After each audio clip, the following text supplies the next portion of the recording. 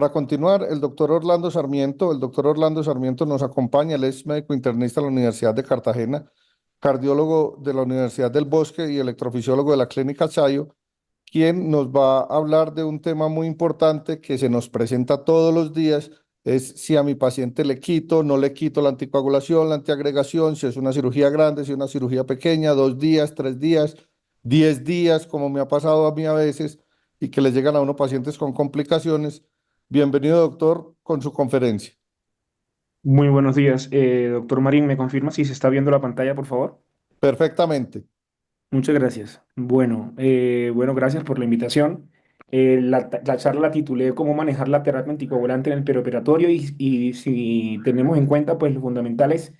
nunca hacer daño o en la medida de lo posible no hacerlo y por eso la llamé primo non nocere, ¿de acuerdo? Hay que empezar diciendo que las terapias cardiovasculares han ido progresando a lo largo del tiempo y esto es una gráfica que me pareció interesante porque como podemos observar desde más o menos desde el 2024 se ha considerado que en los Estados Unidos el gasto médico en medicamentos está alrededor de 150 billones de medicamentos cardiovasculares y se estima que para el 2034 esto va a llegar a más o menos 215 billones de dólares. Y de esos como vemos en la imagen, el 45% de estos medicamentos son principalmente dados por las terapias anticoagulantes. Y eso en parte está debido al aumento en las indicaciones de este tipo de fármacos, en las cuales los han posicionado como el número uno de medicamentos de consumo cardiovasculares a nivel de los Estados Unidos. Y la diferencia o sea, esto no es diferente pues, en los otros ecosistemas o en las otras regiones, tanto Asia como Europa y Latinoamérica, y vemos cómo han habido, y en la gráfica que vemos a continuación, la prevalencia de las terapias anticoagulantes corresponden hasta el 75% en la última década, y de este 75% vemos como en la gráfica verde, voy a intentar poner el puntero, vemos como la gráfica verde, vemos cómo esta prevalencia ha ido aumentando progresivamente con el uso principalmente de los DOAC, mientras que la terapia con warfarina ha disminuido racionalmente, pues con el advenimiento de estas terapias y las terapias antiagregantes en pacientes con FA se ha reducido, como se ha demostrado en los diferentes ensayos clínicos. Y asimismo la incidencia, el número de casos nuevos con terapias anticoagulantes, sobre todo con DOAC, pues vemos que ha desplazado casi a la mitad o incluso menos a las terapias anticoagulantes con warfarina. Sin embargo, tendrán sus indicaciones precisas y se los iré demostrando paso a paso. Pero, ¿qué es importante tener en cuenta? Bueno, hay que tener en cuenta que uno de cada 6 pacientes con FA probablemente van a requerir una intervención anual. Y esto más o menos corresponde entre un 15 y un 20% de los pacientes. Y eso ya venía siendo señalado en las diferentes cortes de los estudios pivotales desde el 2010, como fue el estudio Relay, el Rocker, Aristotle y el Engage, donde vemos que la principal cirugía que se ha documentado o que se presentaba en este tipo de pacientes en un 14% la cirugía gastrointestinal, seguida de la cirugía dental horaria y las cirugías abdominales y ortopédicas en un segundo nivel compartido. De ellas hay que tener en cuenta que el 95% de estas indicaciones son dadas en procedimientos electivos, mientras que la cirugía urgente o emergente está dada sobre todo en un 6,8 en el Relay, 2,9 en el Rocker y perdón, un 1% en el Rocker y un 2,9% en el Aristóteles. Habiendo dicho eso, entonces tenemos que tener en cuenta que este periodo crítico para los pacientes que vienen con indicación de anticoagulante hace que los villanos se vuelvan héroes y que los héroes se vuelvan villanos y que en ocasiones no tenemos claro si hay que sopesar el sangrado y la trombosis al usar este tipo de medicamentos, como vemos en esta gráfica de Marvel. Ya la doctora lo había señalado y es que para Colombia no tenemos, bueno, o tenemos más bien una batería importante de terapias anticoagulantes, empezando con la warfarina, el apixaban, el rivaroxaban y el dabigatran. No tenemos en nuestro medio edoxaban. Eso es importante tenerlo en cuenta. Y este resumen que les estoy trayendo básicamente es para recordar cómo es la cascada de la coagulación basado en el modelo celular, donde vemos cómo la warfarina actúa sobre los diferentes blancos moleculares, como son el factor 2, el factor 5, el factor 10 y el factor 9. O sea que tiene diferentes blancos moleculares, lo que hace y además el factor S y el factor C, lo que hace que tengan una plausibilidad, digamos, en el sistema de coagulación variable, tanto en términos como procoagulantes como anticoagulantes, y que adicionalmente a eso genere una vida media larga con un pico de acción largo y probablemente en relación a su a su farmacocinética y farmacodinámica variable, no permite predecir con exactitud el comportamiento de los mismos. Sucede esto con los anticoagulantes de acción directa, como son los inhibidores del factor 10, como ya se los había mencionado, o el factor de la trombina, como es el dabigatran. Entonces, a manera de resumen, por eso les traigo esto, y es que los DOAC, digamos, tienen de cierta manera una PK, una farmacocinética y una farmacodinámica más o menos predecible, y eso está dado principalmente por su tasa de eliminación renal. Recordemos que el dabigatran se elimina 80% de las veces por vía renal, mientras que la apixaban y el rivaroxaban entre un 25 y un 30% tienen un metabolismo principalmente dado por la citocroma CYP3A4 para la Pixaban y el Oxaban, mientras que para el Abigatran pues depende de la conjugación del ácido, con el ácido glucurónico. El pico de acción, como vemos en pantalla, pues es muy similar para todos, generalmente de 3 a 4 horas, y un tiempo de eliminación, una vida media, la cual es corta con respecto a la warfarina. Y esto es muy importante porque lo vamos a tener en cuenta cuando en el momento en que vayamos a retirar o hacer terapias que generen seguridad para los colegas cirujanos, porque finalmente pues esto se trata de un manejo multidisciplinario y probablemente aquí estaría dada digamos, el beneficio o la superioridad del DOAC con respecto a la warfarin. Pero entonces, ¿cómo lo vamos a manejar? Entonces, digamos que en términos generales existe una estrategia de 3 pasos. Lo primero es evaluar si la anticoagulación se necesita interrumpir, y eso es un dilema, y es un dilema que nos pasa tanto a clínicos como a quirúrgicos, especialmente pues en medicina interna y cardiología, donde si se debe suspender la terapia anticoagulante es lo que se debe hacer, o tenemos que quedarnos tranquilos sin suspenderla. En caso de que se requiera suspender, entonces tendríamos que vernos, digamos, evaluando si el paciente viene con un DOAC, con un inhibidor de vitamina K, como la warfarina, en el cual el DOAC sin duda no tiene indicación en la terapia anticoagulante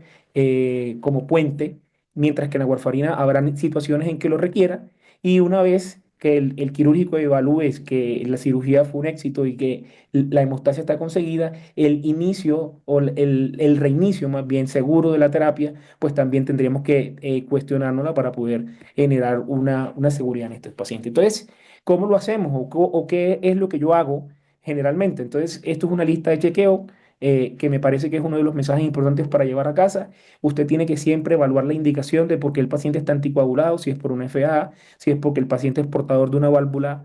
protésica mecánica, o si tiene una enfermedad tromboembólica, la cual, dependiendo del riesgo, pues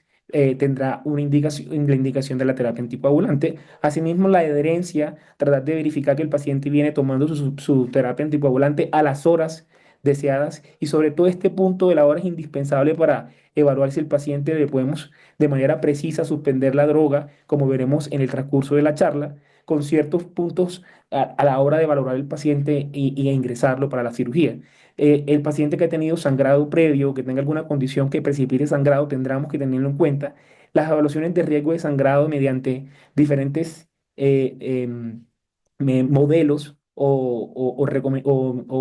scores de riesgo. Asimismo, la evaluación del riesgo tromboembólico, lo que lo podemos evaluar teniendo en cuenta el tipo de condición del paciente. La medicación concomitante, lo hablaba la doctora hace un rato, y es que muchos de estos pacientes vienen con terapias antiagregantes en conjunto con la terapia anticoagulante y el uso de AINES, etcétera, el tipo de intervención, así como las pruebas hematológicas cuando tiene que ver sobre todo con los tiempos de coagulación y el INR en pacientes que usen warfarina, o la función renal, en como veremos en los pacientes que estén anticoagulados con DOAC. Entonces, una vez dicho eso, empecemos diciendo que la estratificación, hay que tener clara la estratificación del riesgo tromboembólico peroperatorio. Básicamente lo que nos invitan es a definir qué pacientes son de alto, de bajo o de moderado riesgo. Los de alto riesgo son aquellos que tienen un riesgo anual mayor del 10% de tener eventos tromboembólicos, por ejemplo, pacientes con una válvula mecánica mitral, o aquellos que tienen válvulas enjauladas, o que tienen un stroke reciente, llaman reciente menos de 3 meses, o aquel paciente que tiene factores de riesgo asociado a una válvula, digamos un chat alto en conjunto con una enfermedad valvular, probablemente lo clasifique entre un riesgo alto o moderado. FA con scores de chat altos o chat como lo quieran llamar, por encima de 6,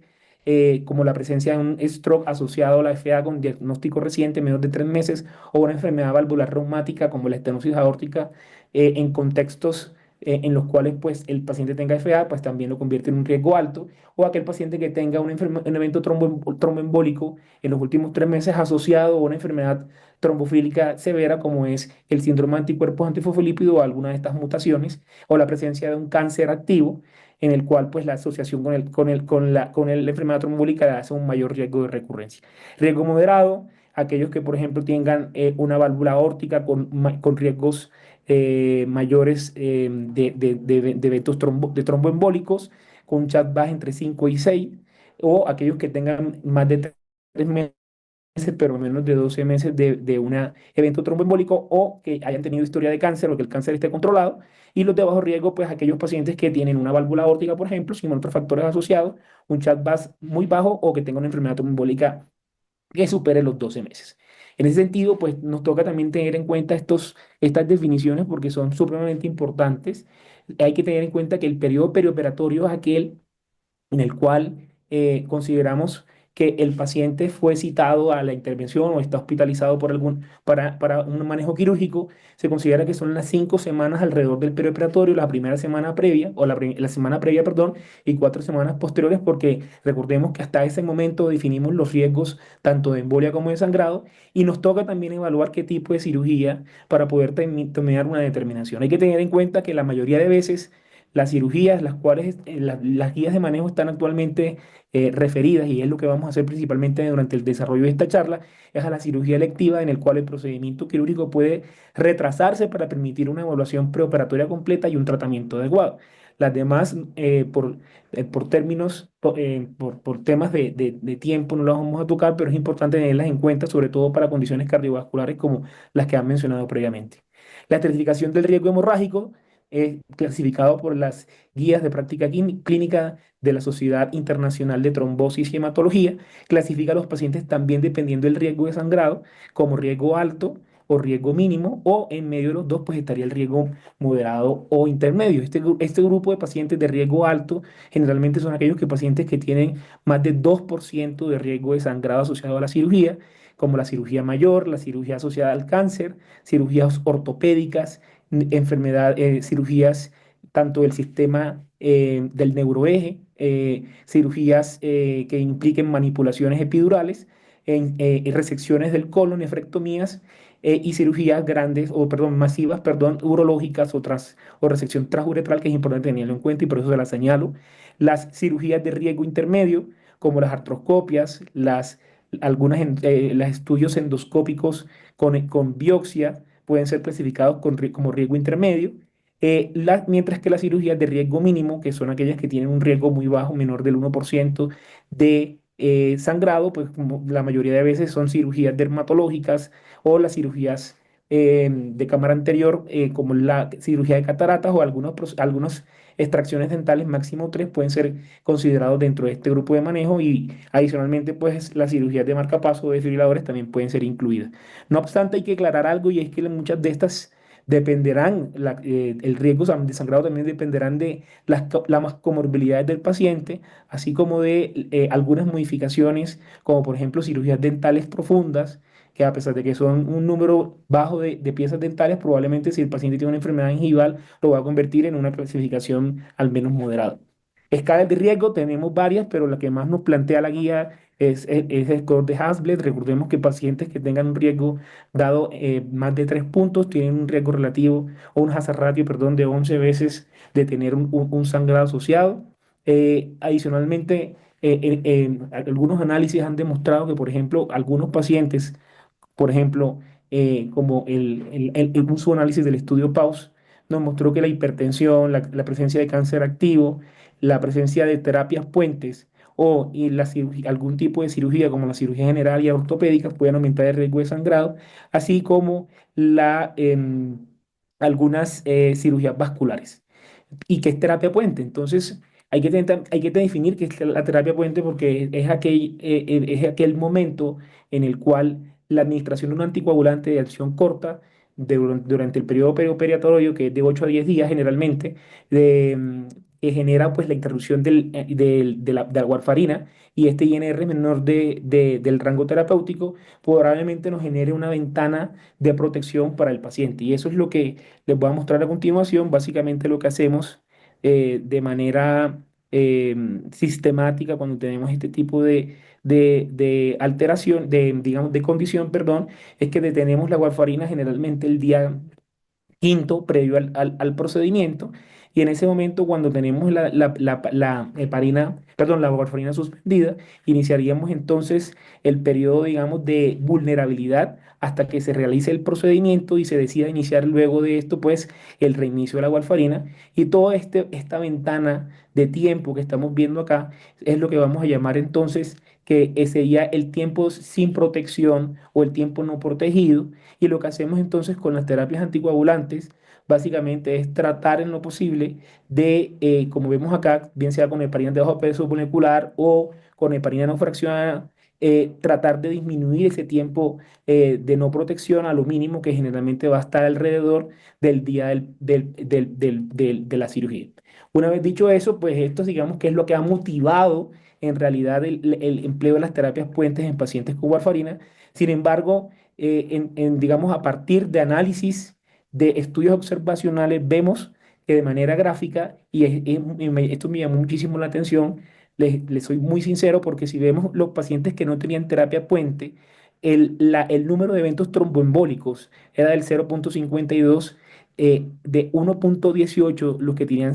terapias, no estaban con terapias puentes, pero la asociación con sangrado mayor y cualquier sangrado importante de 2,8%. Pero cuando le sumamos a ese tipo, a este paciente, la terapia puente, vemos cómo el número de pacientes con enfermedad embólica aumenta, pese a estar con la idea de que lo tenemos más protegido. Claramente el número de sangrado mayor va a aumentar y lo más dramático es que cualquier sangrado va a aumentar 5 veces la prevalencia en este grupo de pacientes. Entonces hay que tener mucho cuidado con esto porque lo más probable es que no sea para todo el mundo las terapias de la terapia puente, y vamos a verlo luego de esto. Sin embargo, eh, de manera reciente, y sobre todo con lo que les había mostrado del uso de los DOAC, en el 2019, el grupo del doctor Duquetis nos da o nos trae este estudio clínico en el cual ellos estudian las terapias con DOAC en pacientes con fibrilación auricular. Incluyeron 3.107 pacientes, 33,5 de estos pacientes tenían cirugía de alto riesgo, 41,8 a Pixaban, 22,2 a Dabigatran y 36% eran para el grupo de Rivaroxaban. Recuerden que este grupo ellos lo que hacían, o lo que hicieron, perdón, fue básicamente intentar demostrar que no íbamos a tener con un esquema de interrupción de anticoagulantes unas tasas de sangrados mayores al 2% y eventos tromboembólicos menores del 1,5%. Y en ese sentido, ellos lo que hicieron fue tratar de evaluar el riesgo quirúrgico como se los había demostrado en las anteriores diapositivas. Evaluaban si el paciente tenía bajo o alto riesgo de sangrado asociado a la cirugía, y dependiendo de eso definían si el paciente se le suspendía 1 o 2 días la cirugía para el grupo de apixaban y rivaroxaban, o si el paciente estaba con dabigatran, entonces decidían, dependiendo de la función renal, cuántos días, y eso mediado por Korokov, cuántos días de suspensión tenía. Si era un paciente de bajo riesgo, un día, y si era un paciente de bajo riesgo con una función renal alterada, menor del 50%, perdón, de 50 miligramos por decilitro, 2 días, y para aquel que tenía alto riesgo eran 4 días. Y una vez dicho eso, encontraron resultados muy interesantes, como vemos que efectivamente las tasas de sangrado mayor fueron de 1,5%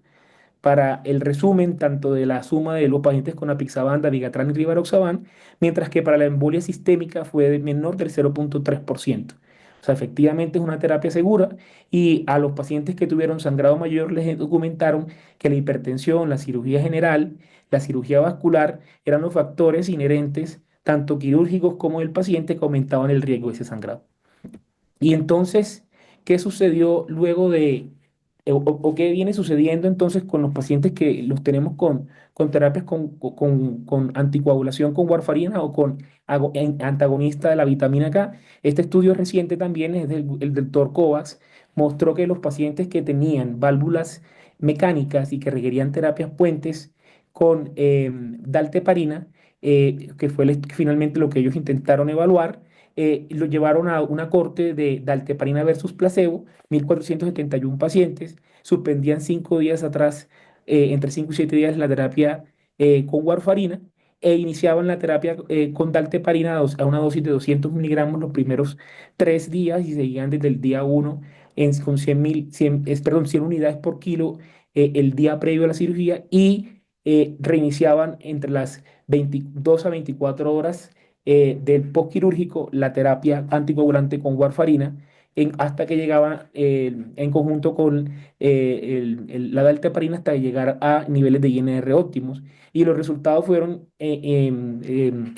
interesantes en la medida en que vieron que no existía un aumento en la tasa de embolía sistémica cuando se compraba placebo y terapias puentes con dalteparina y tampoco hubo un aumento de sangrado en los dos grupos, por lo que probablemente en el paciente de válvulas, ojo, mecánicas, en el que tengamos un bajo riesgo, es decir, no tengamos una condición sumatoria, y si trata de una válvula, por ejemplo, aórtica,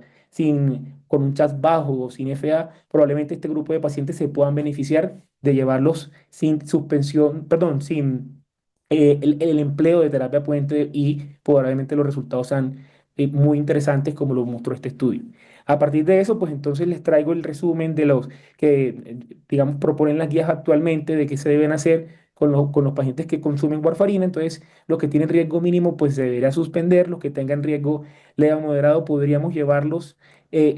sin la terapia puentes, como les acabé de señalar. Y en aquellos pacientes con terapias, perdón, con riesgos altos, pues probablemente se van a beneficiar de la terapia puente con el reinicio de la warfarina a las 24 horas del procedimiento, si la hemostasia está controlada, en conjunto con las terapias con